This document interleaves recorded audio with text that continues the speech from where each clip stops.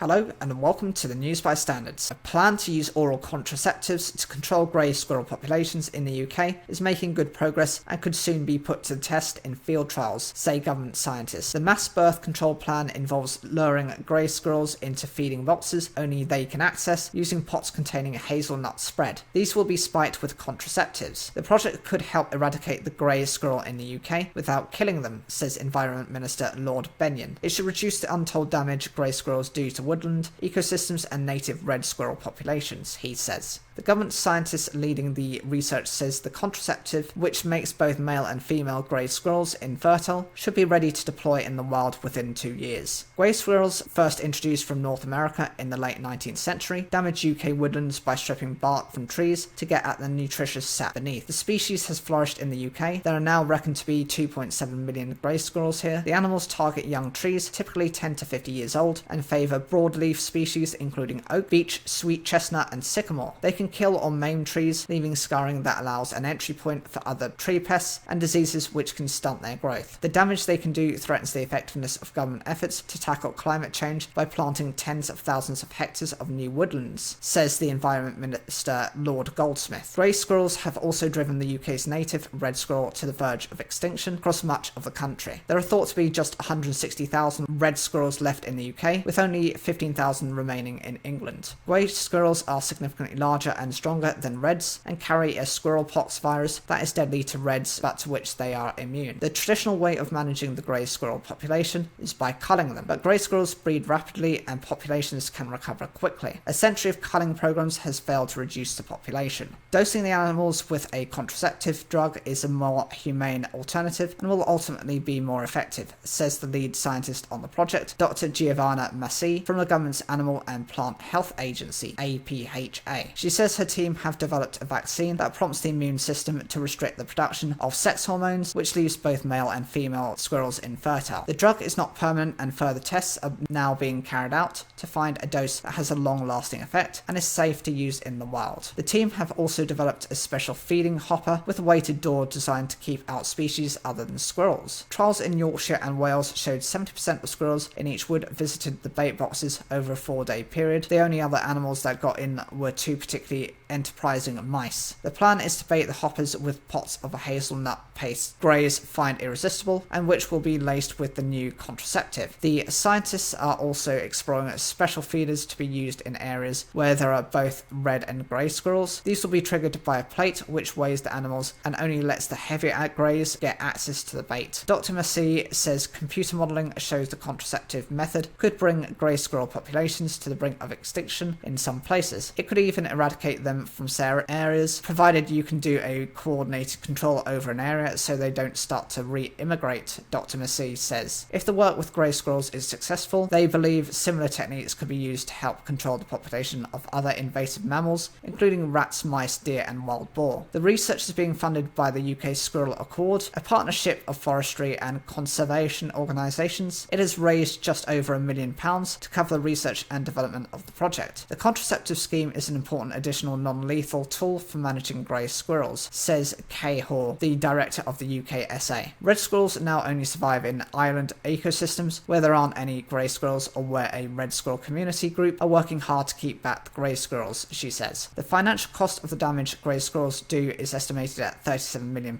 a year in England and Wales alone. The cost to the UK's biodiversity has not yet been calculated. A mature oak tree can support up to 2,000 other species. The initiative has wide support, including from the Prince of Wales, who was instrumental in the setting up of the UKSA. The animal rights pressure group People for the Ethical Treatment of Animals says if population control has to be implemented, it backs non-lethal options. But it cautions we mustn't forget that grey squirrels and other species deemed invasive are where they are, though through no fault of their own and entirely due to human carelessness, and they deserve to be left in peace. The broadcaster and naturalist Chris Packham believes a species-specific oral contraceptive could be a dream ticket if it proves to be economically viable and practical. He describes the project as non-violent, direct action to control a widespread and extremely numerous invasive animal, and suggests an effort should also be made to encourage pine martens back into their previous haunts across the country. These predatory mammals are native UK species that have suffered historic persecution, have been known to reverse the spread of invasive grey squirrels in Scotland and Northern Ireland.